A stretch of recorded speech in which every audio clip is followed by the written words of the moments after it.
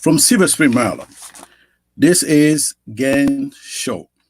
I'm your host, Malik Lenzanzo. Thank you all for tuning in.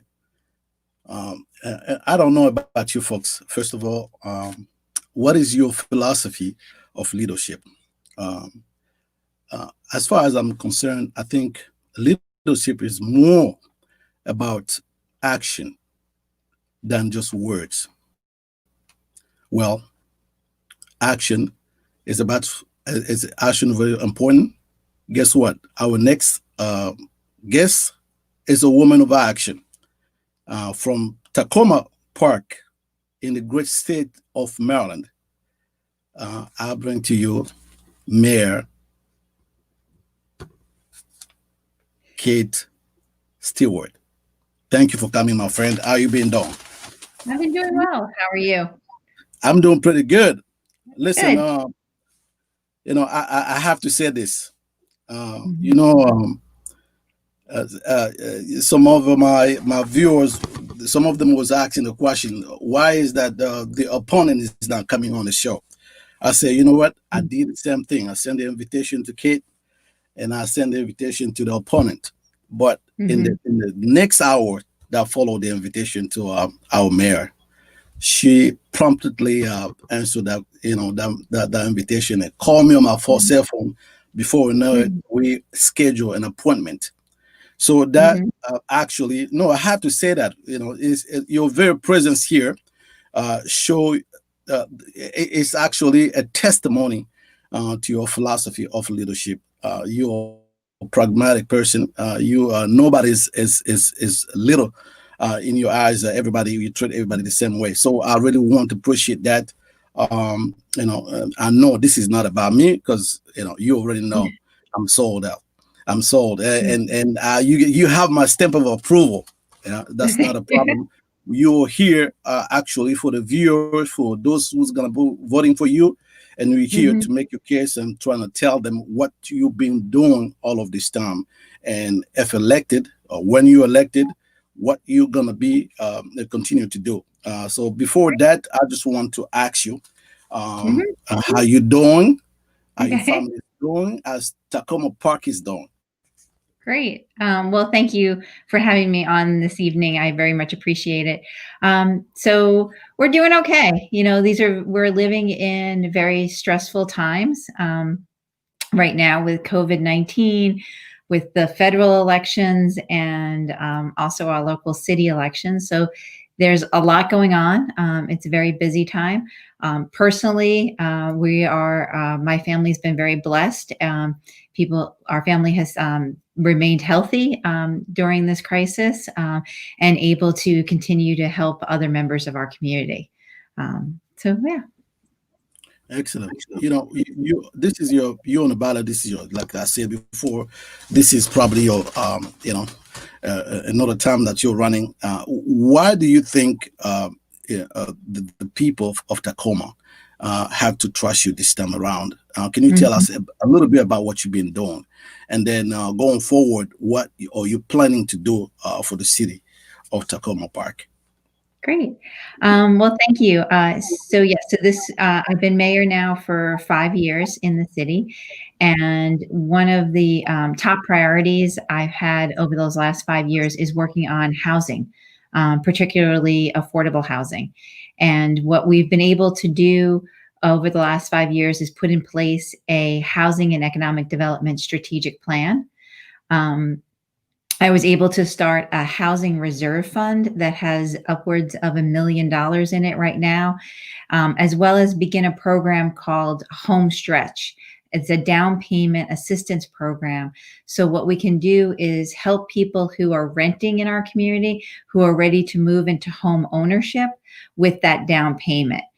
Because we found that sometimes that's the real barrier to having people move from renting to home ownership, because that's a significant chunk of money that you have to use for the down payment. And so we provide to people whose families are income qualified and who go through the first time home buyer assistance program up to $10,000 in a grant to put towards their down payment for their home. And we're also working with projects with Habitat for Humanity to create some affordable housing in our city as well. So housing and looking at housing issues in our community has been very important to me, and I plan to continue to do that work moving forward.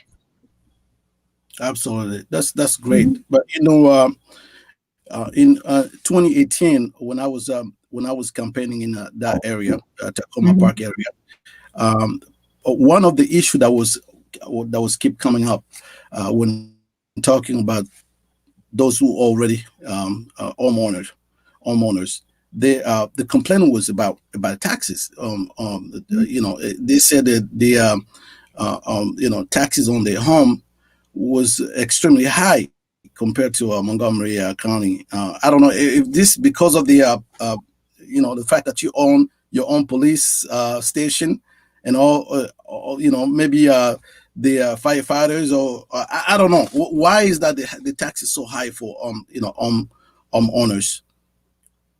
Well, in fact, since I've been mayor, the tax rate has actually decreased in the city of Takoma Park. And so sometimes when people look at their taxes, for some families in our city who own homes, their taxes may be going up because the value of their home is increasing. And so when your assessment increases, you do pay more in taxes. We also have members of our community whose assessments have gone down. And so one of the things when we look at property taxes in the city, it's important to know that for a city in the state of Maryland, property taxes are really one of the only ways we have to raise revenue. We do get a portion of the income tax, but we can't put in place, say, like a sales tax or other types of taxes. So we rely on taxes, property taxes. In addition, for a city like Takoma Park, because half of our residents are renters that live in multifamily buildings, there is a lot that falls on homeowners for their property taxes. In addition, because we do already support affordable housing, particularly rental housing in our community with rent stabilization and other programs like that. We do see, again, to have those programs cost the city money. And so one of the things we need to look at is how do we diversify the revenue that the city can have come in under the constraints that we now have. And one of the ways that we can do that is increase our commercial tax base and attract more commercial businesses to the city so that they would be paying more in taxes than single family homeowners. And then the other thing we need to look at is already the city provides programs and matches many of the state programs to provide people rebates on their taxes if they need assistance in that. Last year, we helped over 150 families with their property taxes, and we need to look at how we can increase programs like that. So we're helping those families who are most in need and not just cutting taxes across the board, because what that will do is reduce the amount of resources we have in the city to help those most in need, especially under COVID right now, and really give a tax break to people who are in the who have the money, whose home values have gone up. Malik? Did you lose me for a minute? Yeah, I was actually listening to you. Just some connection issues, but yes, part of your last sentences. I was listening to you. But I don't know if that was going on air, but if you can repeat the last two sentences that you were. Yeah, so I think the thing is that we really need to look at how we diversify our revenue in the city, and also how that we provide assistance to those who may be struggling to pay their property taxes. Absolutely, that would be something good. Now a lot of our viewers listening today, they are African American population. And mostly also, those coming from immigrants coming from Africa. kind of stuff. They're all watching this and trying to figure out how you're going to be dealing with, especially. I know you've been very active when it comes to racial issues, racial Mhm. justice. I want to know a little bit, given the seriousness of this pandemic and COVID-19. Those who don't have access to healthcare. Do you have Mhm. any strategy or any plan to help them out? Yes, I totally absolutely. get yeah, yeah. Go ahead. And we've been doing that for the last 8 and 9 months. So one of the things that we've been doing in the city is, first, since the pandemic started and it was very difficult for people to get testing, we connected residents with providers who could provide testing. If families could not afford it on their own, if they did not have insurance, we used our emergency funds to help cover the costs of testing for families who needed it. And I fought very hard to get testing in the city. The city of Takoma Park was the first place in all of Montgomery County that got the pop-up testing that the county did.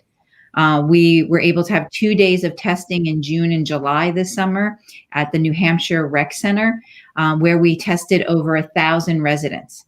And now, because of that work we've been doing with them, we have testing every Wednesday at the parking lot at the Sligo Church on Flower and Carroll Avenue. This is free testing. People don't need to have insurance. You can just go. You just have to give your name and contact information. And it's very easy. I actually went last week. There was very little wait time, and I got my results, thankfully a negative, on Saturday. But that's what we need to do in our community. We need to have reliable testing that is ongoing to fight this virus. And that's one of the things that I've been able to secure. In addition, we need to make sure that people can stay in their homes. So in addition to getting That's the very testing important. and the medical care they need, we also want to make sure people are not getting behind on their rent, that they know that they can contact the county for rental assistance. And if they need additional supplemental help, we can also provide that in the city for their rent. And we also need to protect people who are renters for landlords who are doing what's called self-evictions now. Because a landlord it is against the law for a landlord to lock someone out of their home or apartment. Unfortunately, some landlords are doing that. And so we need to assist people who live in our community to make sure that they are not kicked out of their homes. And so that's Yeah, all the work that we've been doing in the city. that piece on equity is very important.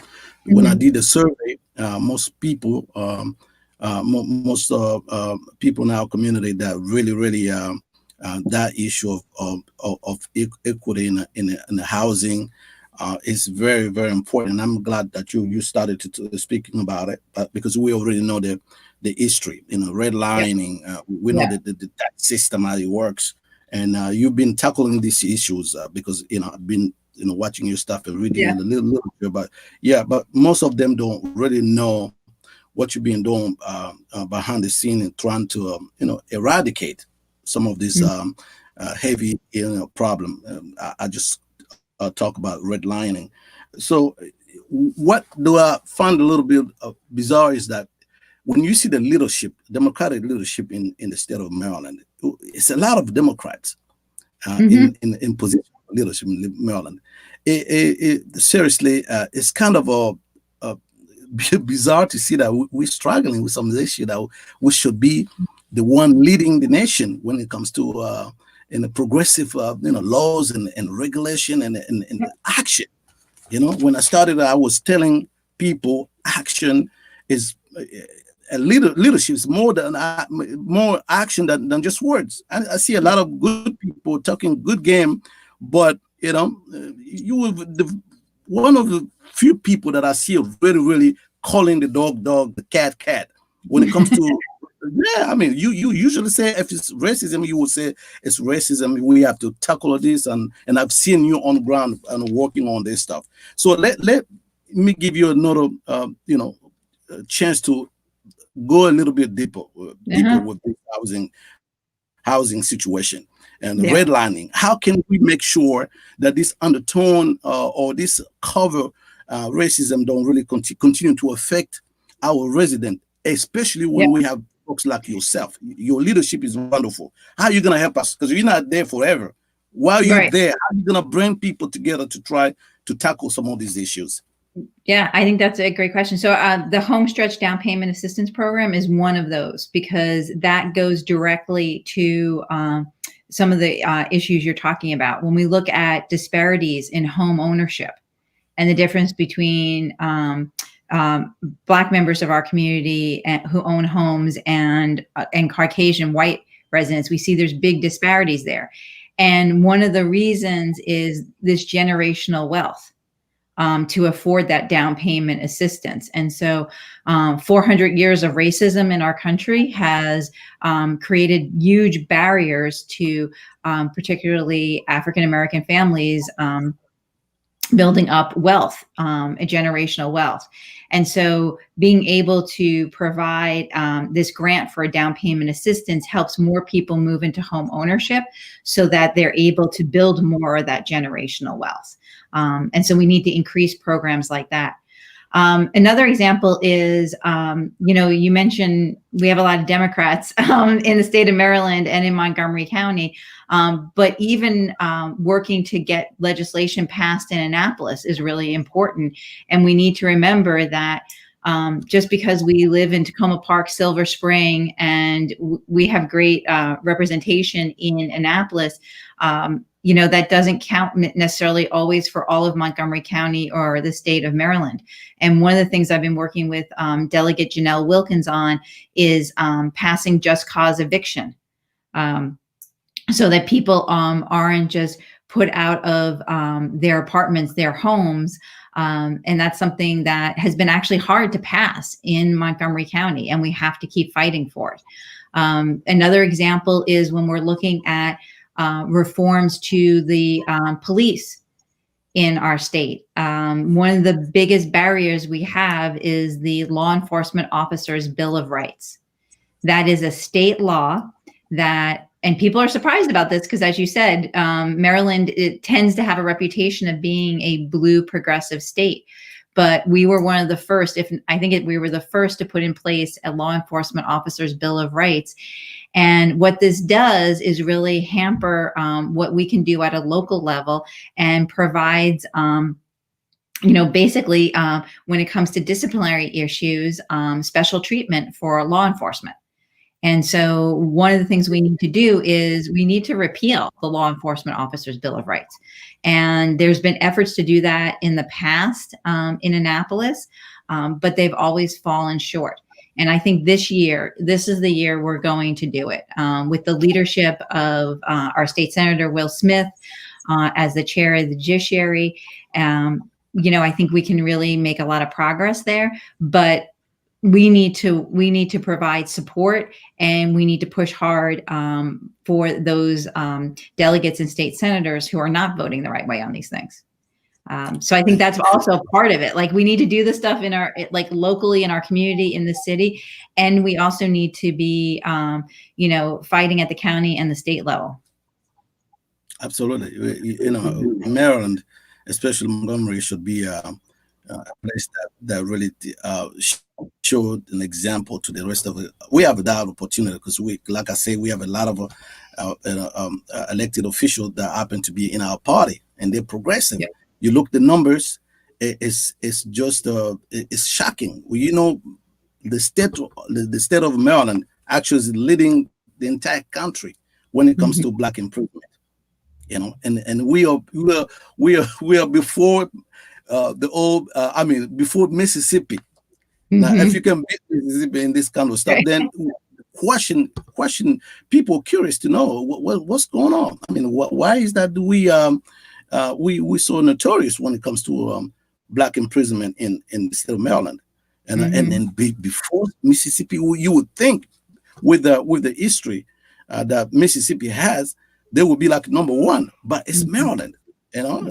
So is anything, any conversation about those private prisons, and maybe trying to push some of your colleagues that you Yeah. work with to look into this stuff, because this especially the imprisonment of our black and brown people really affect our communities, you know. Oh, And absolutely. we see the male are not there, and then the blame is coming back, you know, or kids or don't have parents in the house. But if you put them in jail, as easy as just maybe not saying the right word to a police officer, then something is escalated to something else, and before you know it, that father is in jail for no Yeah. reason. So we really the reason why I was so blessed that you say yes to coming on my show, because I know you one of the people that should be put under the spotlight to tell Mhm. everybody else, about the good work you're doing. So tackle that issue a little bit about, Yeah. this Well, I think, imprisonment.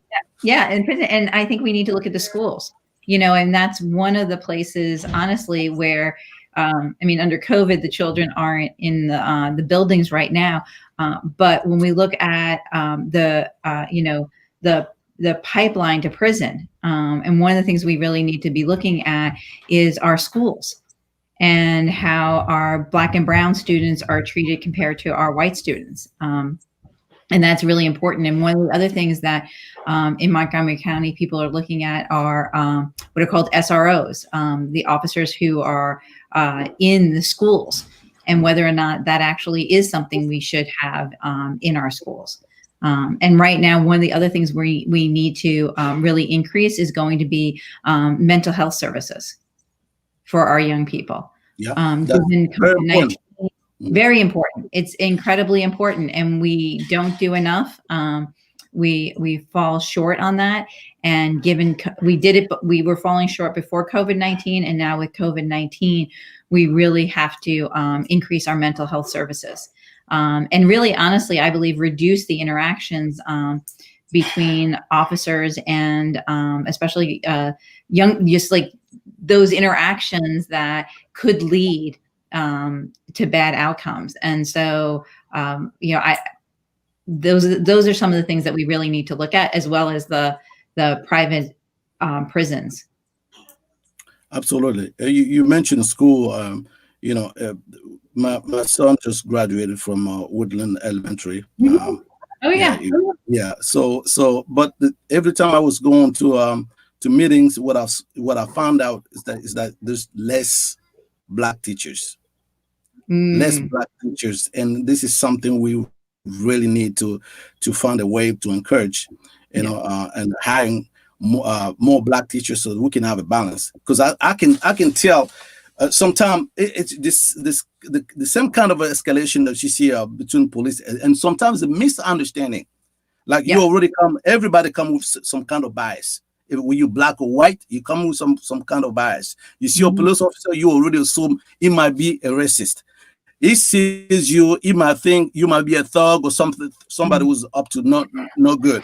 So all of this, I think, on both way, whether it's the police or in our school system, we have to make sure that we hire more teachers that reflect the demographic of kids that we teach. Yeah. Otherwise, you see them putting in being punished for no reason at all, or stuff that actually can be avoided.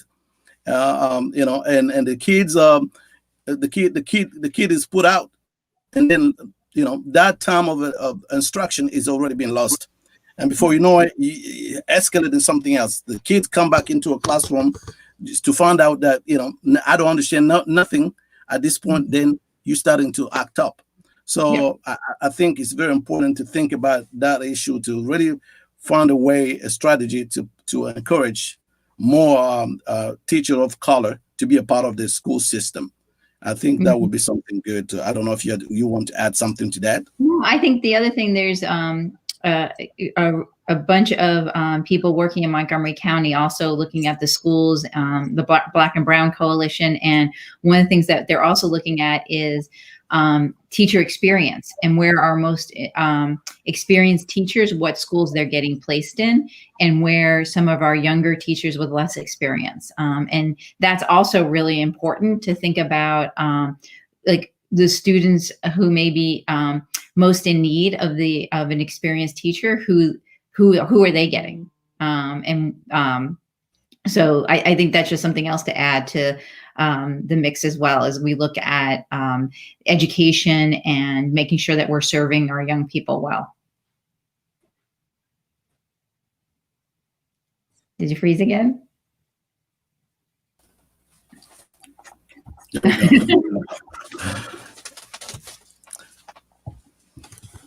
Yes, you were talking about their, having more qualified teachers. Yeah, but I mean, more it's experience. I think it's like, what they've looked at in studies is the teachers who have more experience versus those who have less experience. The less experienced teachers tend to be placed in schools where that are struggling a little bit more.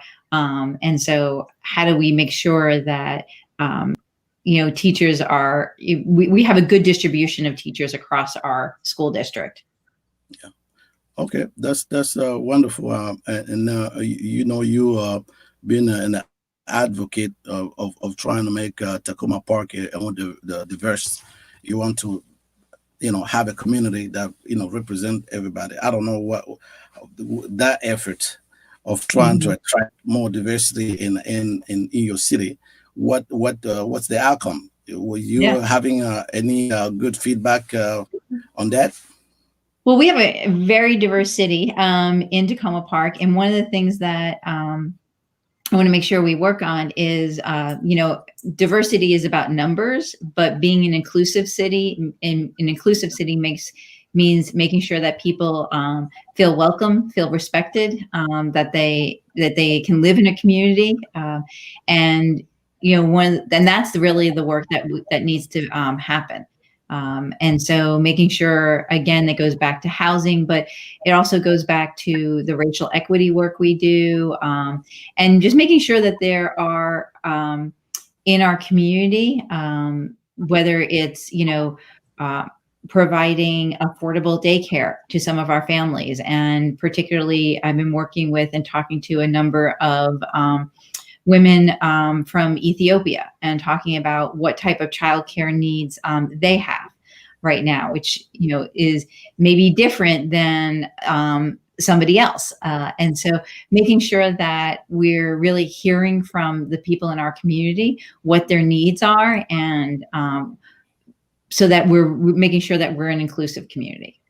Absolutely. I think what part of and I suspect the part of your success will be your capacity to really go and listening to those community, the people that live in the community. You have to listen to them. The only way you find out what their needs is by talking to them. And I know you're not shy about that. That as well. You're not sure about that. COVID makes it a little harder, but it's we've been trying Zoom calls and conference calls. The nice thing about things like Zoom and other things is that we're looking at how to use it to do more translation.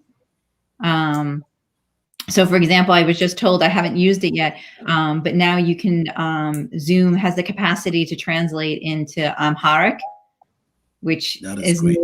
It's really great. And so, I think being able to hold meetings like that, it's also, what it also facilitates is that people don't have to come to a place like the city offices. And that's one of the things that I think is really important, is to make sure that the city government is going out to where people are. And meeting them where they are. You have to reach out if you want to really solve a problem. But my worry is actually that when it comes to the budget and fiscal hardship in this time of COVID-19, I always wonder, how you're going to manage to, because when we have such a crisis, those people, the most vulnerable people, will suffer even the most. Yeah. And my questions always how you gonna walk tour, at least giving them a little break, helping them out, Yep. because the most vulnerable people will really have a hard time navigating through this time, of COVID-19. And we know budgets, fiscal, portion of it is very tough. I don't know if you have a plan, but this Yeah, is no, we something do. that We you probably actually, already have to think yeah. about. In our last budget this spring, we created a COVID-19 fund that has about $600,000 in it. And again, it goes back to, as I talked about before, we already had set up in the city an emergency response fund that people could use to help them pay rent, medical bills, utility bills. So we increased the funding for that. And, in addition, it's also connecting people to resources that they can get at the county or the state level. It's putting in place programs that will also assist people, not just in the short term in the crisis, but long term. So doing more workforce development projects and making sure that people can get training for, how workplaces are changing now under COVID-19. And many people have been either laid off or lost a job. And so how can we assist them to get work? This was something that our city staff was already working on before COVID-19. Because as we've talked about before, we have many people who are immigrants who live in Takoma Park, and many of them are underemployed. And so, before they came to live in Takoma Park, wherever they lived before, they probably had, master's degrees or other things, were engineers and even doctors. And then when they moved here, they couldn't find jobs at the level of what they were trained and had the education for. So they're underemployed. And so one of the things that we were looking at with our city staff is how do we assess those residents to get the jobs and to go through the different steps they may need to actually get the jobs that they're qualified for. And those are things that we continue in the future. Listen, it's really, yeah. That is an indication that you've been talking to the community people, because in our community, that is a major issue. Underemployment, people, they have all of the degree, and you will see people who have master degrees and they end up doing, taxi driver and all kind of stuff. And for you to take, steps to tackle that issues, I think I didn't even put that on my book, but that is actually one of the major, and I'm glad you bring that issue up. Listen, what we're gonna do, we only have 45 minutes already. This conversation is so amazing. I don't want to let you go, but I'm gonna take a quick break, and when we come back, we will talk about small business, small businesses, and how you plan to help them out. Okay. All right. Look, leading can be tough, and leading without support, limited resources, and inexperienced team, all while managing work-life balance, is even tougher. This is an exclusive opportunity for you to take full advantage of my years of leadership experience and glean from my mentors and all the work that I've done, the learning, the trials, the error, and the growth. You're joining an ecosystem of believers, leaders, thinkers, and doers who are here to support your dreams, celebrate your wins, and encourage your success. Absolutely. We're back with Mayor Kate Stewart, the people's mayor. That's how they call her. Listen, it's interesting. I'm so glad I keep saying this. That you almost know real leaders when they don't have any barrier for people, regular folks, to reach them out, and your prompted answers and how quickly you book that schedule to be on the show. Again, that really is a testimony to your philosophy of leadership, and I want to say that again, to appreciate you, the work you've been doing, and the work that you continue to do in our community. We need that kind of stuff. Now, before we took a break, I was talking about small business owners. Yeah. Any plan to help them going Oh, forward? absolutely. Yeah. And we've been doing it. So one of the good things about being a city is that sometimes we can act faster than, say, the county or the state government, and definitely much faster than our federal government. And so in the first month or so of the COVID crisis, we put in place a mini grant program to help our small businesses. And so we helped almost 100 businesses with grants of about $1,500 to $2,000. And really, this was to just hold them over until they could get some assistance from the state or the county.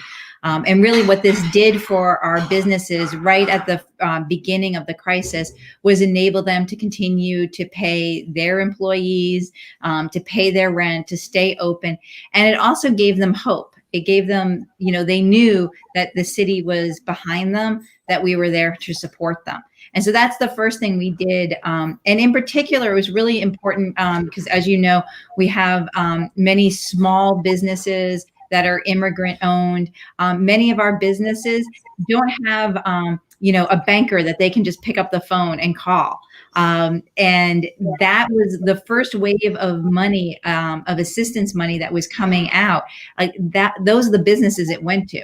The way the money was funneled out, if you had a connection already with a bank, you were able to access that money right away. But for many of our small businesses, that they didn't have those relationships.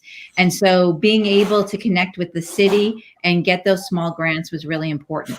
What we're doing right now is helping our businesses shift and adapt to COVID-19. And so we got about 1,100 signs for the businesses to make sure that, they talk about social distancing, if it's a retail organization wearing masks when people go into their stores. And this was one less thing that a small business had to think about.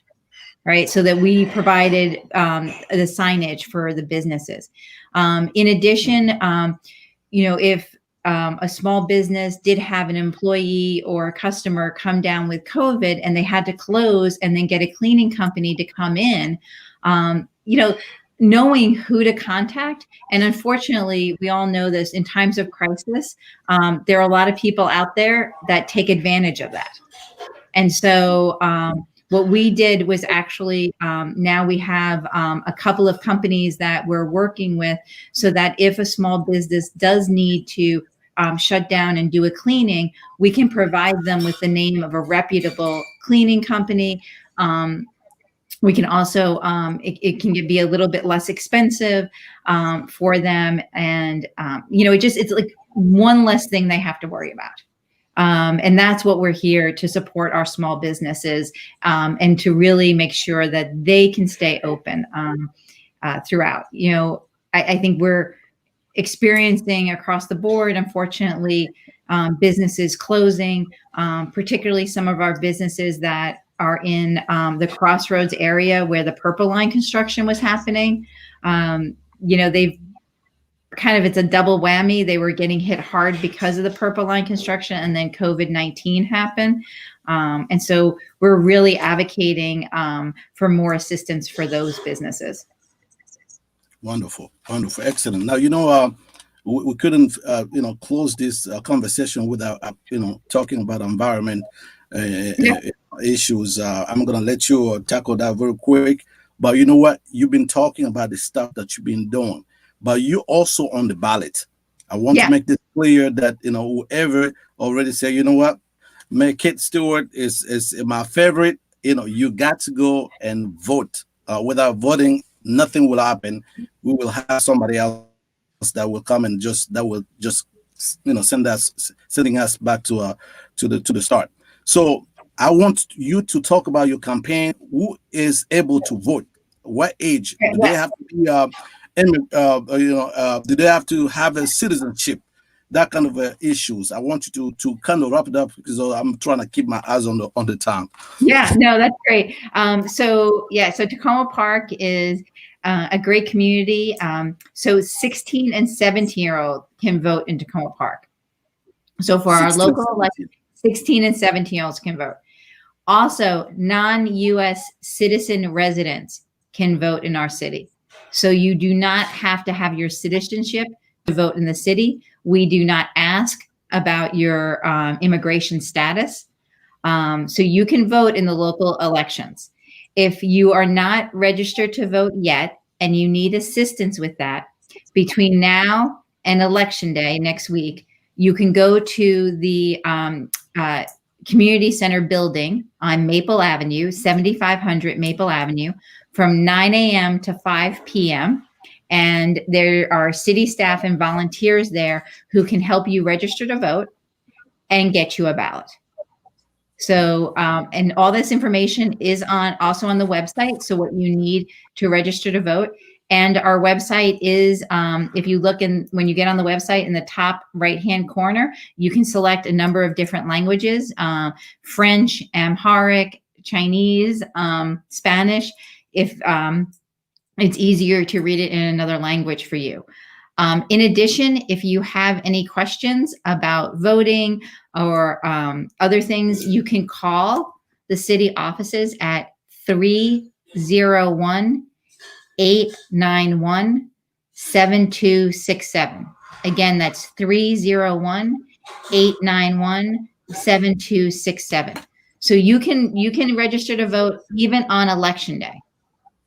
We have same day registration, so you can come register to vote and vote that day.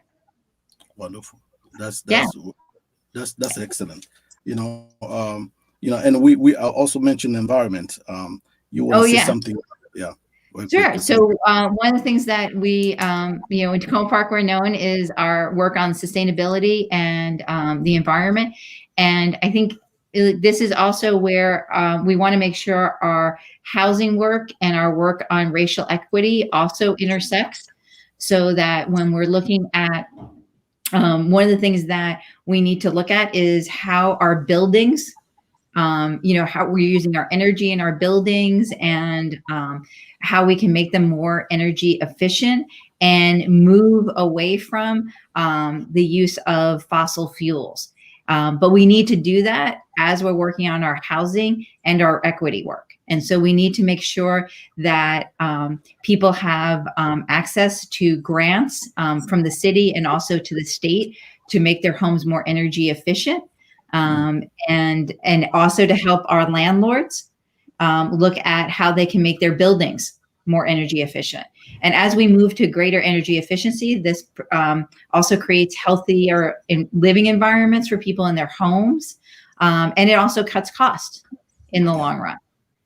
So that's some of the work we're doing as well. That's wonderful. Listen, let me ask you this. Do you have a role model? Who's somebody you look up to in terms of leadership? I actually, that's a great question. I think that, at different times in my life, I think there's been different people that I've, really looked up to.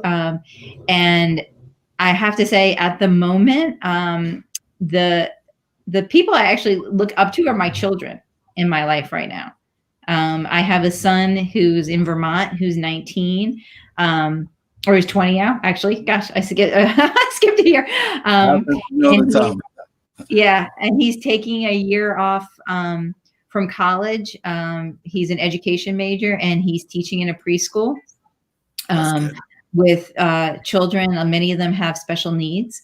And I have a daughter who is a senior at Blair this year, and working really hard to stay connected with her friends. She's also captain of the cross country team, and looking at how she's building community with her team, even though they are remote.